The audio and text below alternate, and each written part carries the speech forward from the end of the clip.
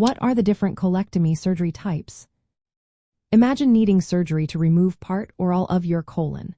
There are several ways surgeons can do this, depending on what part of the colon is affected and how much needs to be removed. Colectomy is the general term for these procedures, and they are often used to treat colon cancer, polyps, inflammatory bowel diseases, or blockages. The main types of colectomy are based on how much of the colon is taken out and which part. The most extensive is the total colectomy, where the entire colon is removed.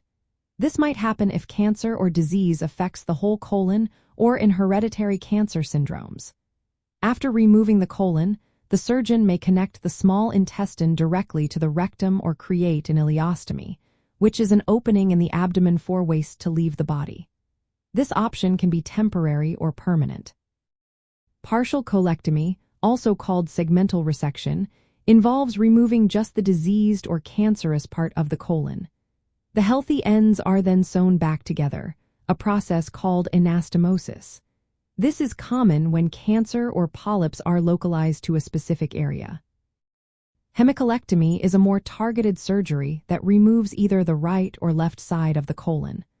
A right hemicolectomy removes the ascending colon, while a left hemicolectomy takes out the descending colon. These are often done when cancer or disease affects these particular sections. Subtotal colectomy removes most of the colon but leaves a small part, usually the sigmoid colon, intact. The small intestine is then connected to the remaining colon segment. This approach is used when a large part of the colon is affected but not the entire length. In cases where both the colon and rectum are involved, a proctocolectomy may be performed. This surgery removes the entire colon and rectum.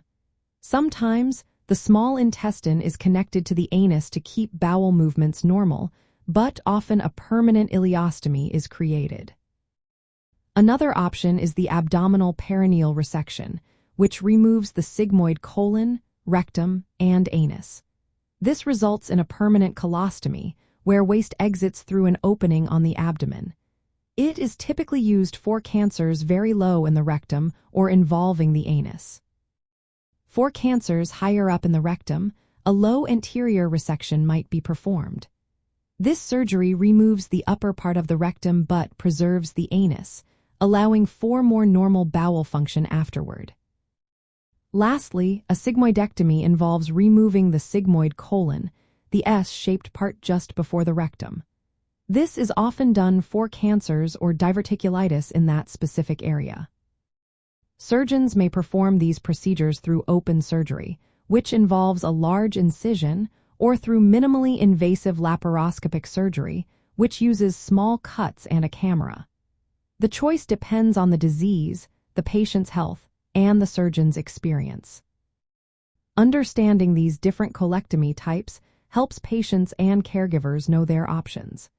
Each surgery aims to remove diseased tissue while preserving as much normal function as possible.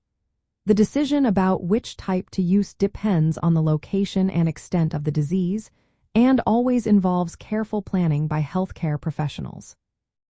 If you or a loved one are facing colon surgery, it's important to discuss all options with your doctor to find the best approach for your specific situation.